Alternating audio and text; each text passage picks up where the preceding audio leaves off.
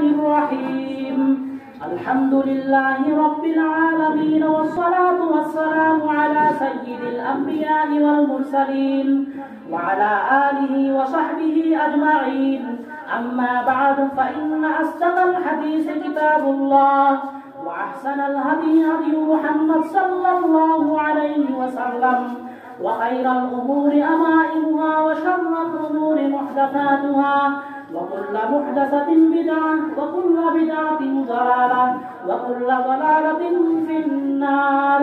وبسند المتصل منا إلى أمير المؤمنين في الحديث أبي عبد الله محمد بن إسماعيل البخاري رحمه الله تعالى قال حدثنا أحمد بن أشكاب قال حدثنا محمد بن فضيل عن عمارة بن القعقاع عن أبي زرعة عن أبي هريرة رضي الله تعالى عنه قال قال النبي صلى الله عليه وسلم كلمتان حبيبتان إلى الرحمن خفيفتان على اللسان ثقيلتان في الميزان سبحان الله وبحمده سبحان الله العظيم.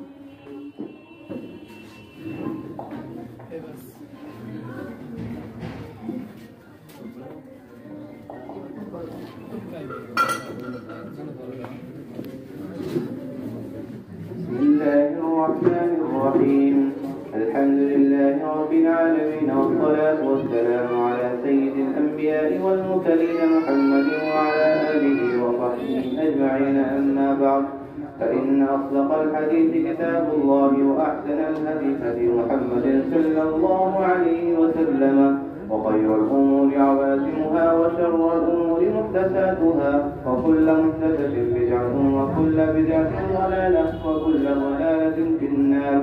وبالسند المتصل منا إلى الشيخ الإمام الهمام الحافظ الحجة أمير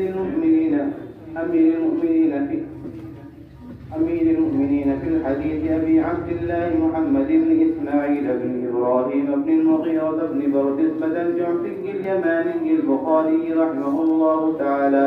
اللهم ارفعنا بعلومه وعلومكم آمين أجمعين يا رب العالمين. أنه قال وبه قال حدثنا أحمد بن أشكاب قال حدثنا محمد بن فضيل عن عمارة بن القعقاع عن أبي زرعة عن أبي هريرة رضي الله تعالى عنه وعنه أنه قال النبي صلى الله عليه وسلم كلمتان حبيبتان إلى الرحمن خفيفتان على اللسان ثقيلتان في الميزان سبحان الله وبحمده سبحان الله العظيم.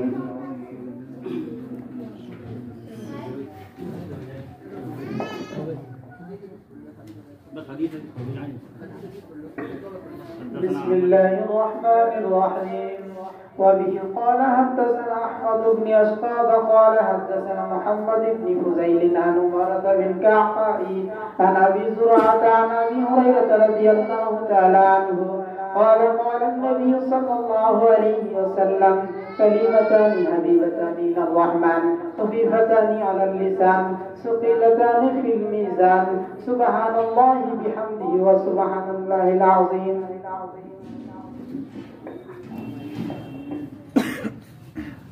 بسم الله الرحمن الرحيم وبه قال حدثنا أحمد بن إشكاب قال حدثنا محمد بن فضيل عن عمارة بن القعقاع عن أبي زرعة عن أبي هريرة رضي الله عنه قال النبي صلى الله عليه وسلم كلمتان حبيبتان إلى الرحمن خفيفتان على اللسان ثقيلتان في الميزان سبحان الله وبحمده سبحان الله العظيم.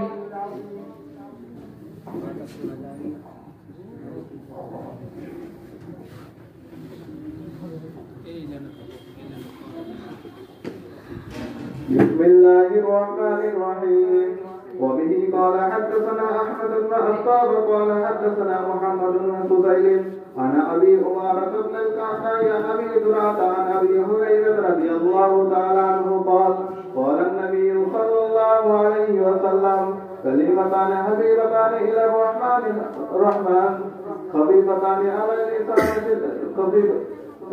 خفيفتان على اللسان ثقيلتان في الميزان سبحان الله وبحمده سبحان الله العظيم.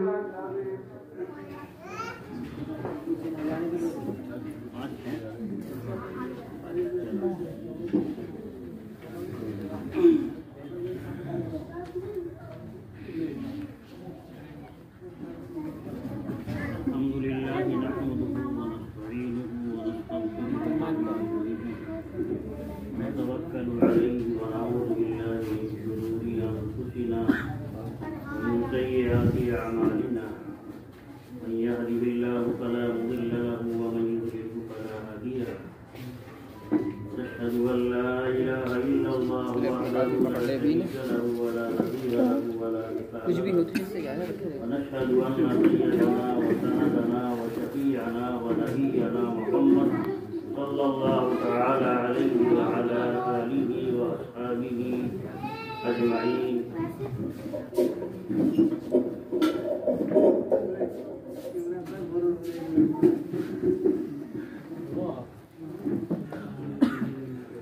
بخاری شریف سے متعلق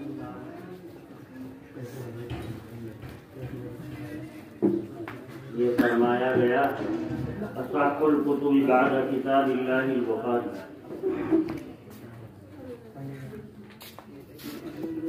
اللہ کی کتاب قرآن مقدس کے بعد سب سے بڑا مقام اور مرتبہ بخاری شریف کا ہے. امام بخاری علیہ الرحمہ کے حالات آپ لوگوں نے سن رکھے ہیں.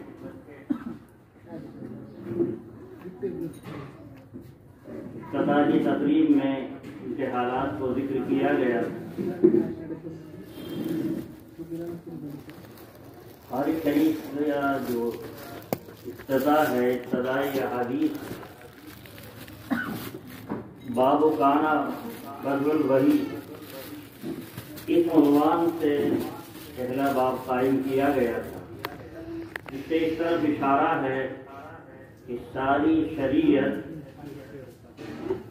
وحی کے ذریعے سے، اس میں ہمیں اپنی جانب سے کوئی رد و بدل کرنے کا حق اور اختیار حاصل نہیں.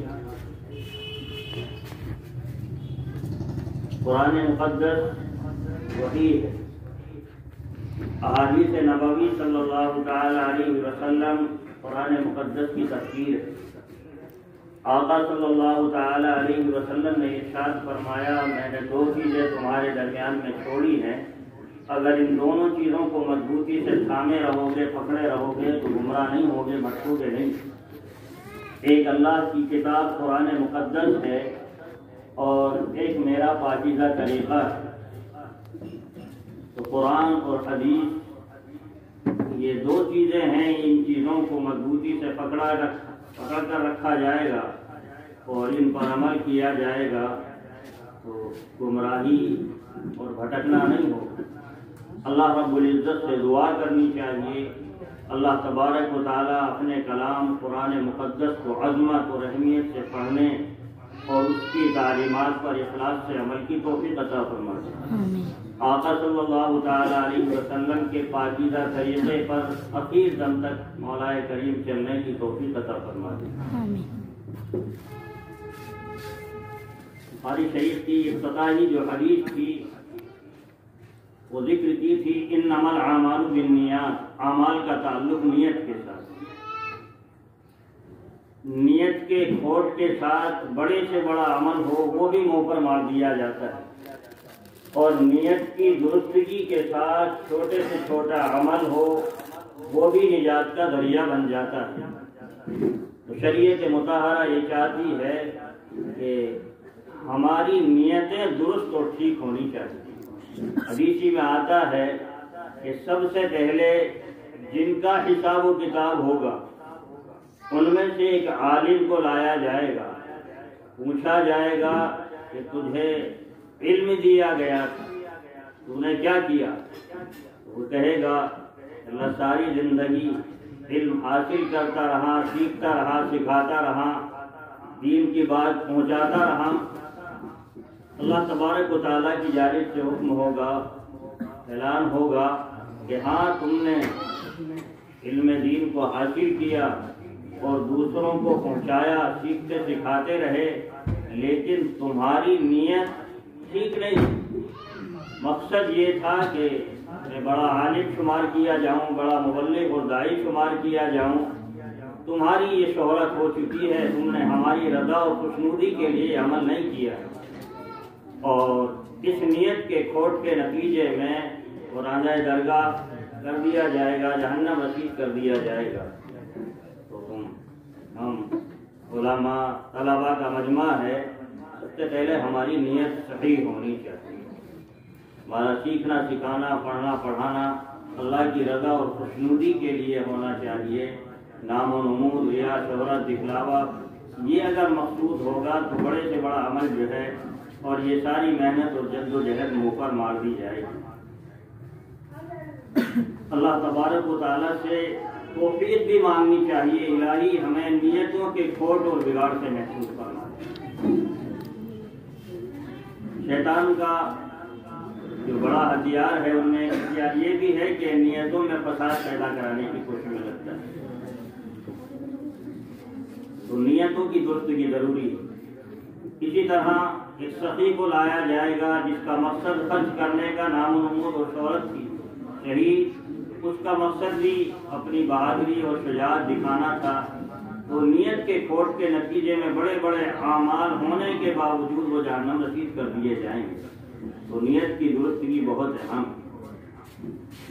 یہ آخری حدیث جس باب کے عنوان میں قائم کی گئی ہے وہ ہے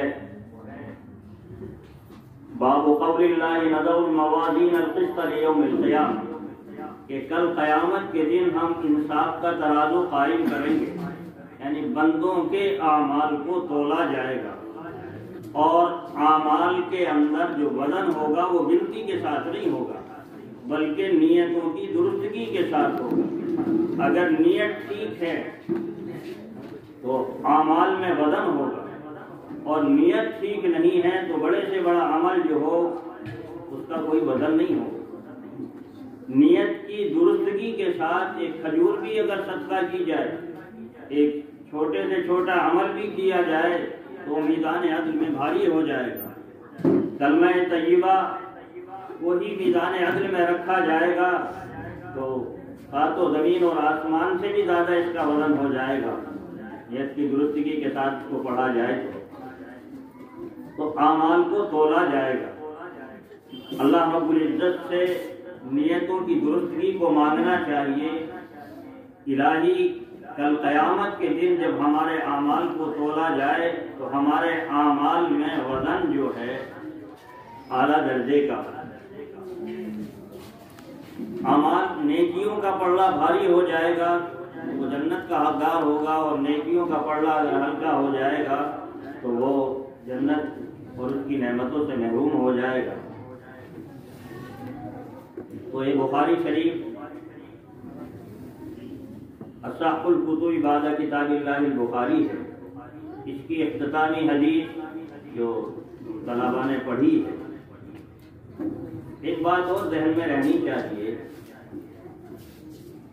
اللہ کے نبی صلی اللہ تعالی علیہ وسلم نے ارشاد فرمایا خیر القرون قرنی، سب سے بہترین زمانہ میرا زمانہ ہے، ثم الذین یلونہم ثم الذین یلونہم، پھر اس کے بعد کا اور پھر اس کے بعد کا زمانہ ہے۔ آقا صلی اللہ تعالی علیہ وسلم کا زمانہ جو ہے وہ سن 10 ہجری تک کا، یہ خیر قرون ہے۔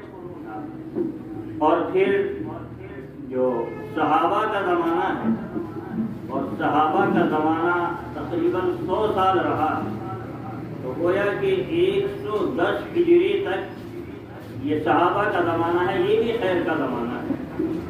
اور پھر تابعین کا زمانہ ہے، تابعین کا زمانہ ہے، وہ بھی تقریباً 100 سال کا ہے۔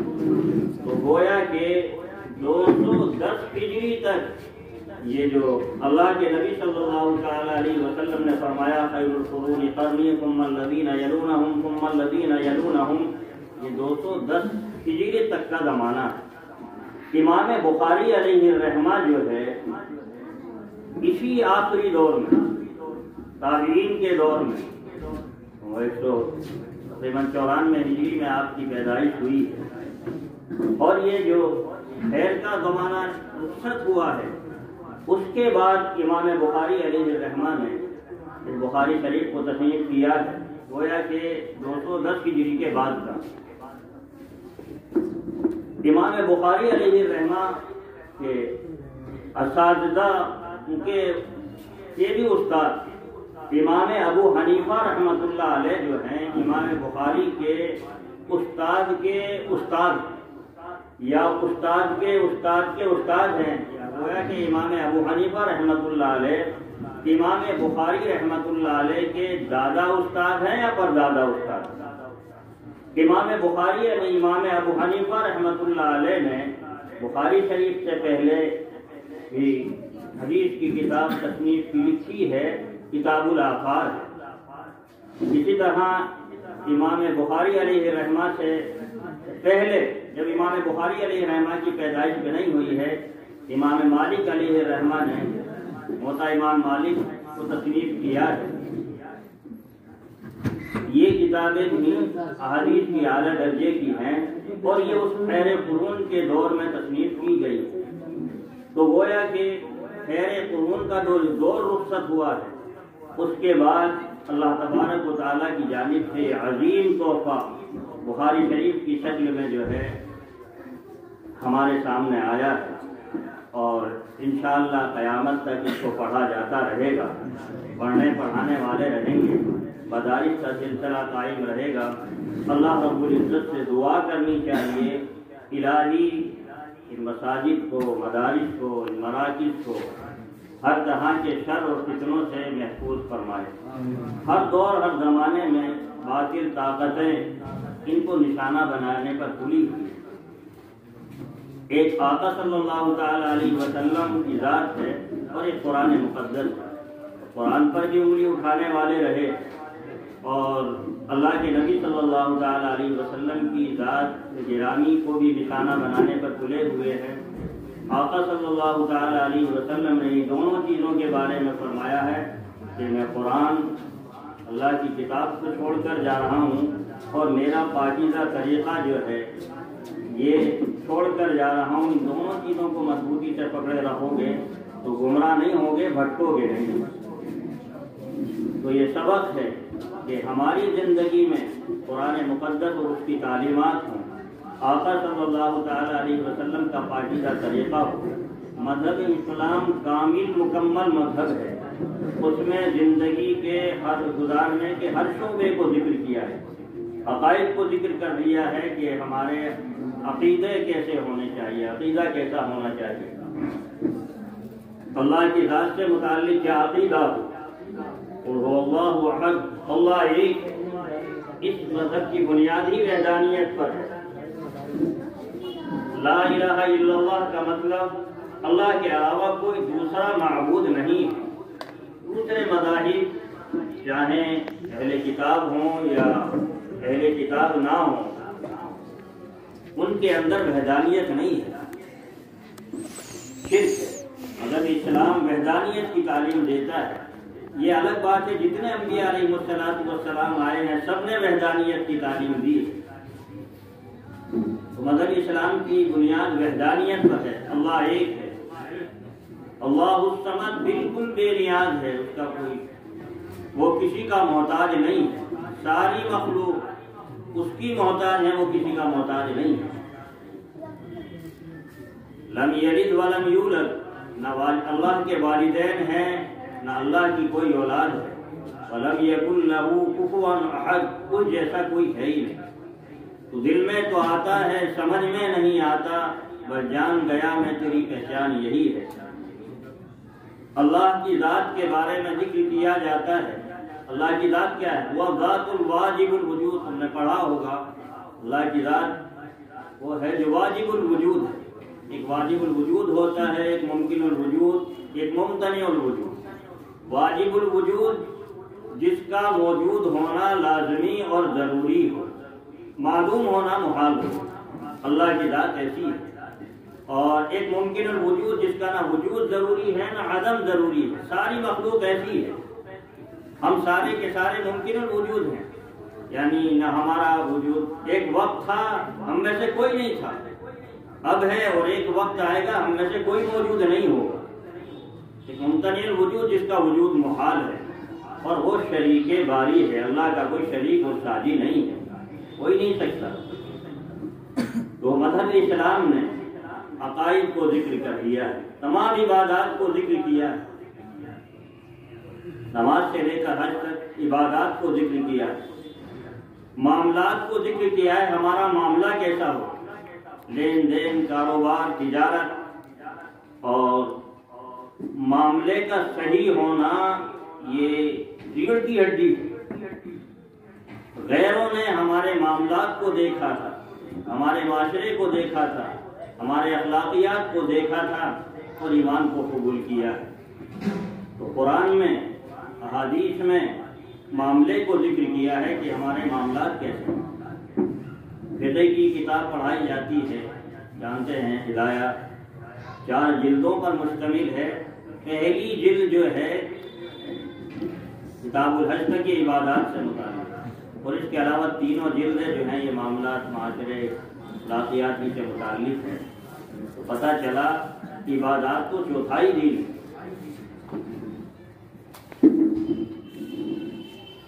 اسی طرح معاشرے کو ذکر کیا، ہمارا معاشرہ کیسا آدمی رہ رہا ہے،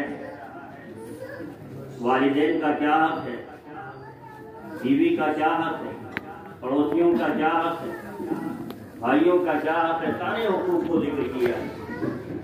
وبالوالدین احسانا، والدین کے ساتھ حسن سلوک. اسی طرح عاشروہن بالمعروف، بیویوں کے ساتھ حسن سلوک کی تعلیم. آج اسلام دشمن طاقتیں یہ انگلی اٹھاتی ہیں کہ مذہب اسلام نے عورتوں کے ساتھ ظلم کیا. آپ صلی اللہ تعالی علیہ وسلم جب تشریف لائے تھے تو عورتوں پر کتنا ظلم ہوتا تھا وہ ڈھکا چھپا نہیں. ایک عورت کی عدت بھی جو ہے 1 سال کی ہوتی تھی، پانی استعمال کرنے کی اجازت نہیں ہوتی، اور وہ مال کی جس طرح سے دوسرا مال ہوتا ہے وہ بیوی بھی جو ہے وارثوں کی ملکیت بن جاتی تھی. بڑا ظلم و زیادتی کی جاتی تھی عورتوں کے ساتھ. مذہب اسلام نے عورتوں کے ساتھ بڑے حسن سلوک کی تعلیم دی ہے. عورت اگر والدہ کی شکل میں ہے تو اس کے پیروں کے نیچے جنت ہے. بہن ہے، بیٹی ہے، تو آپ صلی اللہ تعالی علیہ وسلم نے فرمایا وہ جنت میں میرے ساتھ ایسا ملا ہوگا جس طرح سے یہ 2 انگلیاں ہیں. اسی طرح بیوی ہے تو آقا صلی اللہ تعالی علیہ وسلم نے فرمایا تم میں سب سے اچھا وہ ہے جو بیویوں کے ساتھ اچھا سلوک، اچھا برتاؤ کرنے والا ہو. مذہب اسلام نے اچھے اخلاق کی تعلیم دی ہے. آقا صلی اللہ تعالی علیہ وسلم نے ارشاد فرمایا اکمل المومنین ایمانا احسنہم خلقا. کامل ایمان والا وہ ہے جس کے اخلاق اچھے ہوں. اخلاقی حالت ہماری اچھی ہونی چاہیے. کہ پڑھنے پڑھانے کا مقصد یہی ہے کہ پہلے نمبر پر یہ چیز ہماری زندگی میں آنی چاہیے. اللہ کے نبی صلی اللہ تعالی علیہ وسلم نے فرمایا الناس کلہم ہالکون، سارے لوگ خطرے میں ہیں الا العالمون، مگر علم والے. اور پھر فرمایا والعالمون کلہم ہالکون، عالم بھی خطرے میں ہیں الا العاملون، علم ہے اور عمل نہیں ہے تو بہت خطرے کی بات ہے. بلکہ صلحاء نے فرمایا ہے کہ عالم کا سلسلہ یا تو رحمان سے رشتہ رحمان سے جوڑتا ہے ورنہ شیطان سے جوڑتا ہے، درمیان کا کوئی راستہ نہیں.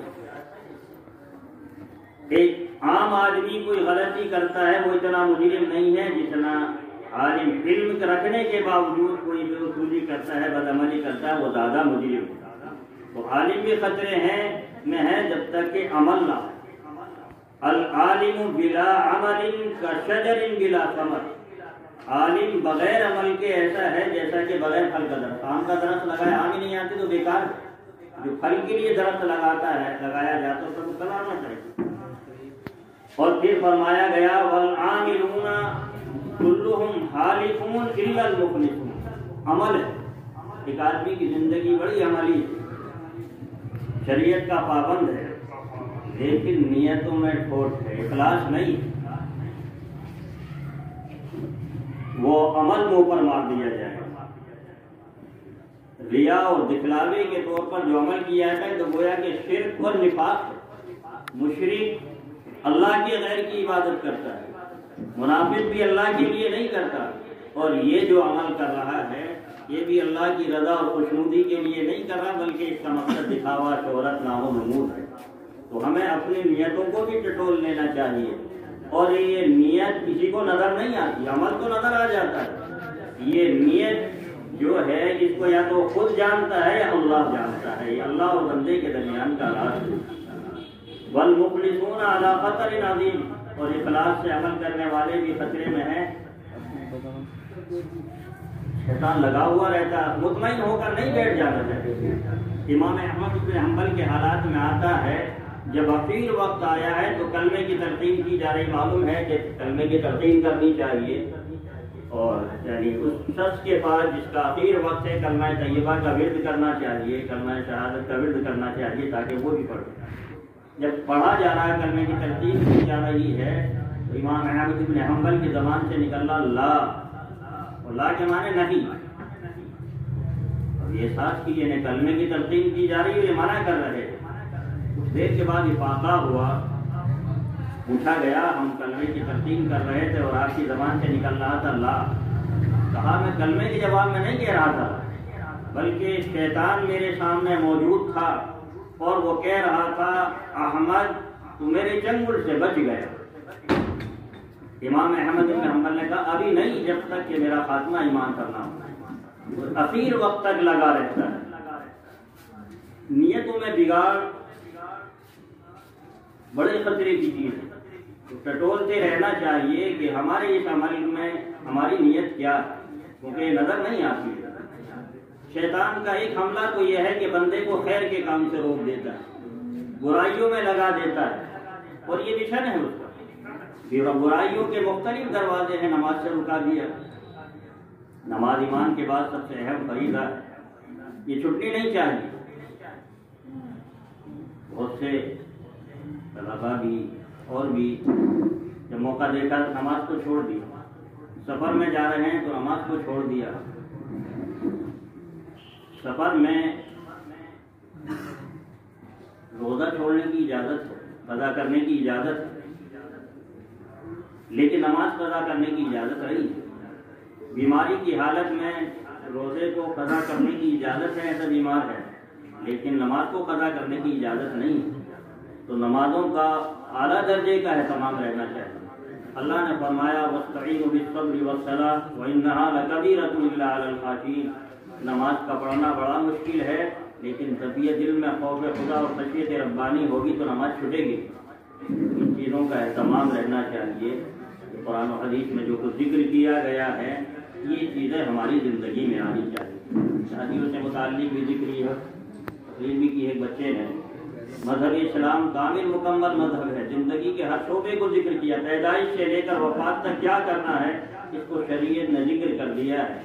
یہ مذہب اسلام کی خوبی ہے کہ زندگی کے ہر شعبے کو ذکر، ہمارا کھانا پینا سونا جاگنا پیشاب پخانا ساری کی ساری چیزیں شریعت نے ذکر کیا کر دی ہیں۔ اگر ان اعمال کو جو اعمال طبیعی ہیں جو بظاہر عبادت نظر نہیں آتی ہیں ان کو نبی کے طریقے پر کیا جائے گا تو وہ دین اور عبادت بن جاتا ہے۔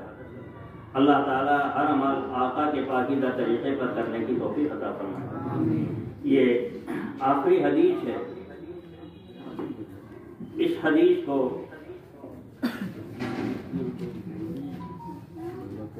امام بخاری رحمۃ اللہ علیہ نے بیان کیا ہے کہ حدثنا احمد ابن اشکاب قال حدثنا محمد ابن فضیل عن عمارہ ابن القعقاع عن ابی زرعہ عن ابی ہریرہ۔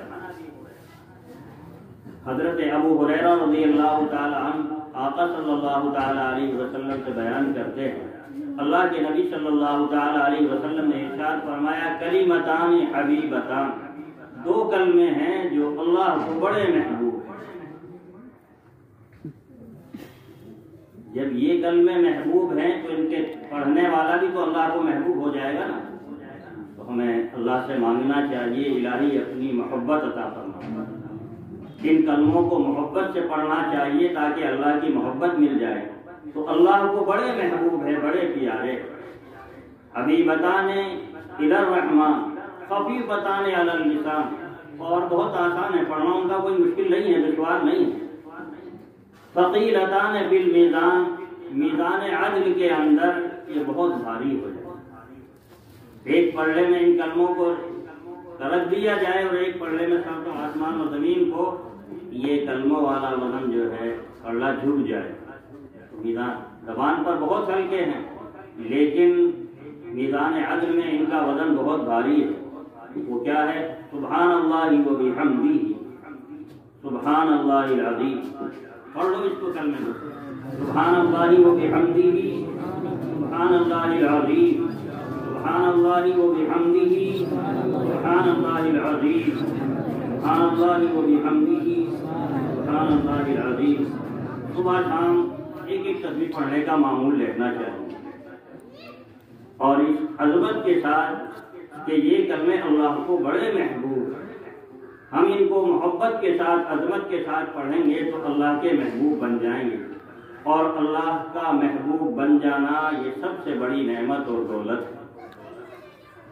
سبحان اللہ، اللہ کی ذات پاک ہے، بے عیب ہے، سب میں عیب، اللہ کی ذات بالکل بے عیب ہے، اور جتنی تعریفیں ہو سکتی ہیں، جتنی خوبیاں ہو سکتی ہیں، وہ اللہ کی ذات میں بدل جاتا موجود ہے۔ اللہ کی ذات پاک ہے، بے عیب ہے، قابل حمد اور قابل تعریف ہے۔ سبحان اللہ العظیم، اللہ کی ذات پاک ہے، عظیم ہے، بڑی ہے۔ اللہ اتنا عظیم ہے، اس کی عظمت اور بڑائی کی کوئی حد نہیں ہے۔ ہم آسمان کو دیکھتے ہیں، چاند کو، سورج کو، ستاروں کو، یہ بڑے ہیں، عظیم ہیں، لیکن ان کی حد ہے۔ زمین ہے، اس کی حد ہے، لیکن ان کا بنانے والا جو اللہ ہے اس کی عظمت اور بڑائی کی کوئی حد نہیں ہے۔ اللہ تبارک و تعالیٰ اپنی سچی محبت عطا فرماتے ہیں، اپنے کلام قرآن مقدس کی عظمت اور اہمیت ہمارے دلوں میں اللہ پہ وجہ فرماتے ہیں۔ اللہ تبارک و تعالیٰ قرآن کو محبت کے ساتھ، عظمت کے ساتھ پڑھنے کی توفیق عطا فرماتے ہیں۔ اللہ اپنے حبیب صلی اللہ تعالیٰ علیہ وسلم کی احادیث کو عظمت اور اہمیت اور محبت کے ساتھ پڑھنے کی توفیق عطا فرماتے ہیں۔ اللہ آپ کے پاکیزہ طریقے پر اخیر دم تک چلنے کی توفیق عطا فرمائے، زندگی کے ہر شعبے میں سنتوں کو مولا زندہ کرنے کی توفیق عطا فرمائے۔ مدارس میں پڑھایا جاتا ہے، اور مدارس اسلامیہ امت مسلمہ کے ایمان کے ضامین۔ اللہ تبارک و تعالیٰ سے دعا کرنی چاہیے، الہی ہمارے مدارس کو، ہمارے مساجد کو ہر طرح کے شر فتنوں سے محفوظ فرمائے۔ اصل محافظ تو اللہ تبارک و تعالیٰ کی ذات ہے، مانتے رہنا چاہیے، اور ایسی کوشش اور جد و جہد بھی ہو جس سے کسی طرح کی کوئی رکاوٹ نہ آئے۔ مدارس کے لیے اس طرح کے تعاون کی ضرورت ہے، مالی تعاون بھی ہو، جانی تعاون بھی ہو، ہر طرح کی کوشش اور جد و جہد ہو۔ مدارس کا جال پھیلا ہوا ہے، عموماً مدارس دارالعلوم دیوبند ہے، اور سارے ملک میں پھیلے ہوئے مدارس گویا کہ اسی کی ساتھ ہیں، اور دارالعلوم اور سارے دنیا کے مدارس جو مسجد صفا، مسجد نبوی صلی اللہ تعالیٰ علیہ وسلم کے سامنے جو صفا صاحبان تھا، جو آپ صلی اللہ تعالیٰ علیہ وسلم کا مدرسہ تھا، اس کی شاخیں، اور ان مدارس میں قرآن و حدیث کو پڑھایا جاتا ہے۔ ایک بات یہ، ہمارا ہر بچہ قرآن پڑھا ہونا چاہیے، دینیات سے واقف ہو۔ مذہب اسلام دنیا کی تعلیم کی مخالفت نہیں کرتا، بڑی سے بڑی تعلیم ہو، بڑے سے بڑے عہدے پر فائز ہو، بڑی سے بڑی ڈگری ہو، ڈاکٹر ہو، انجینئر ہو، سب کچھ ہو، لیکن دیندار ہونا چاہیے۔ باطل طاقتوں کا مشن یہ بھی ہے کہ مسلمان ہوں لیکن ان کے پاس ان کا کچھ نہ ہو، یقین نہ ہو۔ اسلام دشمن طاقتوں کا بہت سارے مشن ہیں، ان میں سے ایک یہ بھی ہے کہ مسلم بچوں کو جو ہے نشے کا عادی بنایا جائے۔ بہت سے ہمارے نئے نسلیں بچے جو ہیں نشے کی بہت ساری چیزیں استعمال کرتے ہیں، گٹکے وغیرہ ہے یا اور اس سے آگے بڑھ کر نشے کی بہت ساری چیزیں ہیں، ان چیزوں سے پرہیز کرنا چاہیے۔ اللہ تبارک و تعالیٰ اپنی رضا اور خوشنودی عطا فرما دے۔ شریعت اور سنت پر چلیں گے۔